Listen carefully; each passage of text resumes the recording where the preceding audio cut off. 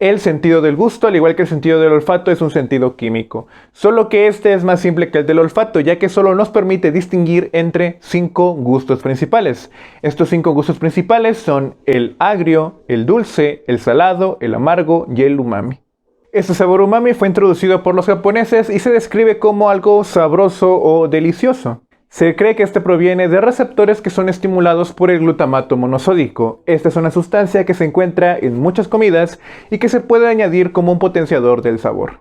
La pregunta aquí sería qué pasa con otros sabores, como por ejemplo el chocolate o el café.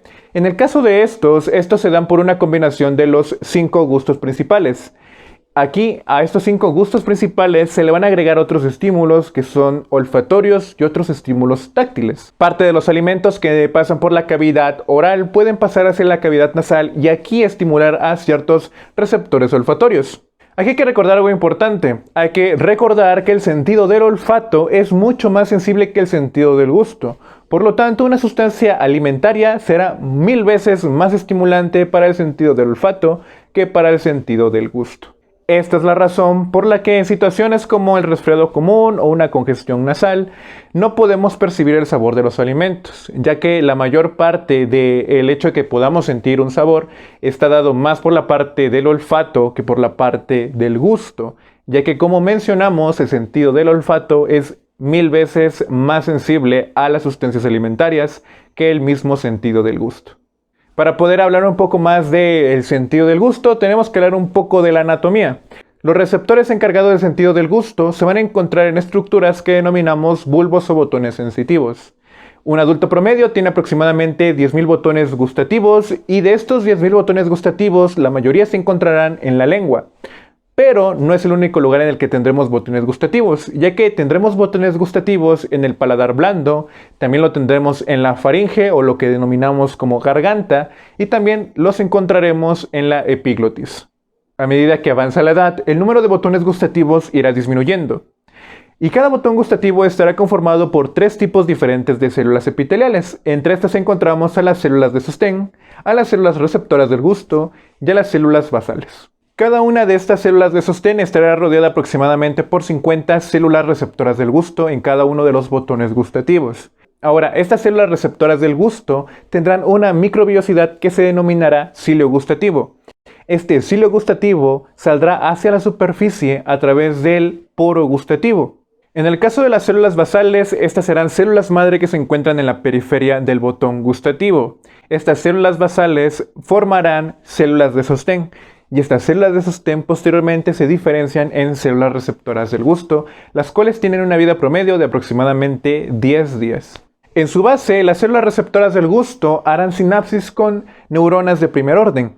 Estas neuronas de primer orden formarán la primera parte de la vía gustativa. Estos axones de las neuronas de primer orden se ramificarán profundamente y harán contacto con células receptoras del gusto en los diferentes botones gustativos que se encuentran en la zona.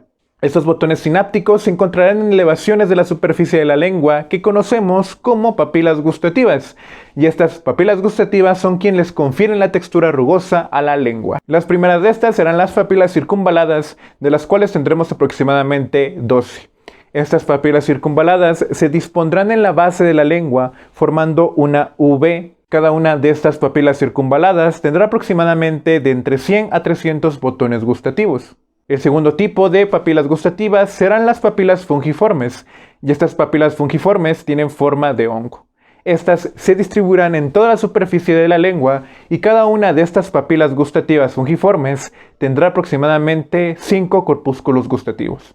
El tercer tipo de papilas gustativas serán las papilas foliadas, y estas papilas foliadas se encontrarán en surcos en los bordes de la lengua. El único problema es que la mayoría de los botones de estas papilas foliadas degenerarán en la primera parte de la infancia. Tendremos otro tipo de papilas, pero este tipo de papilas serán las filiformes. Estas papilas filiformes no tienen botones gustativos y únicamente tienen receptores táctiles. Para hablar de la fisiología del gusto, tenemos que recordar que a las sustancias que estimulan los receptores gustativos se les conoce como sustancias gustativas. Estas sustancias gustativas, después de que son disueltas en la saliva, serán capaces de hacer contacto con los hilos gustativos que forman parte de las células receptoras del gusto. Una vez que se da este contacto, se generará un potencial receptor que será capaz de estimular la exocitosis de vesículas con un neurotransmisor. Este neurotransmisor provocará un impulso nervioso en las células nerviosas de primer orden que ya mencionamos anteriormente. Este potencial receptor del que hemos mencionado será diferente para los diferentes sabores. Por ejemplo, en el caso del sabor salado, será la entrada de iones sodio hacia la célula receptora gustativa la que provocará una despolarización que posteriormente provocará la entrada de calcio hacia la célula. Este aumento de iones de calcio dentro de la célula liberará posteriormente vesículas de neurotransmisor.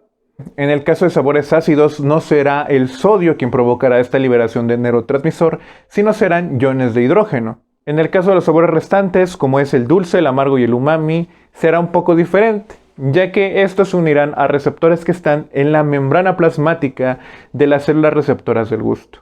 Además, aquí se ocupará una vía de segundo mensajero. A pesar de que suena un poco diferente, el final va a ser el mismo, y el final recordemos que es la liberación del neurotransmisor. Como se habrán dado cuenta, todos los sabores terminan en lo mismo, en la liberación de neurotransmisores.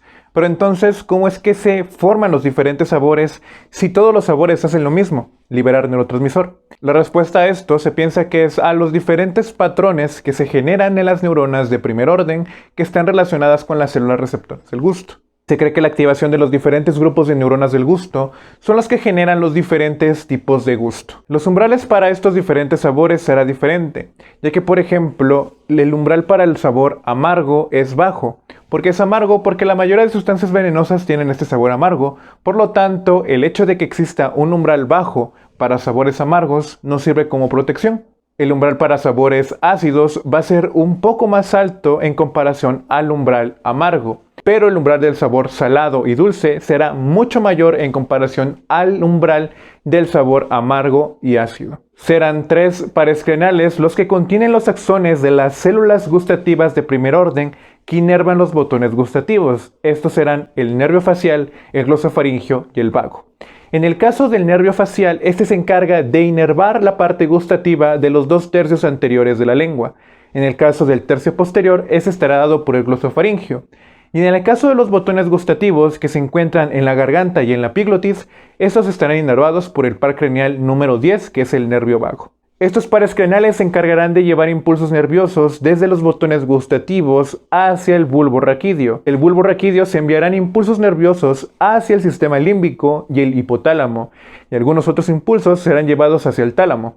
Posteriormente, del tálamo se enviarán señales nerviosas hacia la corteza, específicamente hacia el lóbulo parietal, en donde encontraremos la zona gustativa primaria. Este hecho de enviar impulsos nerviosos hacia la corteza es lo que nos da la capacidad consciente del gusto. Si el video fue de su agrado, sugerimos suscribirse, darle like y compartir para más contenido.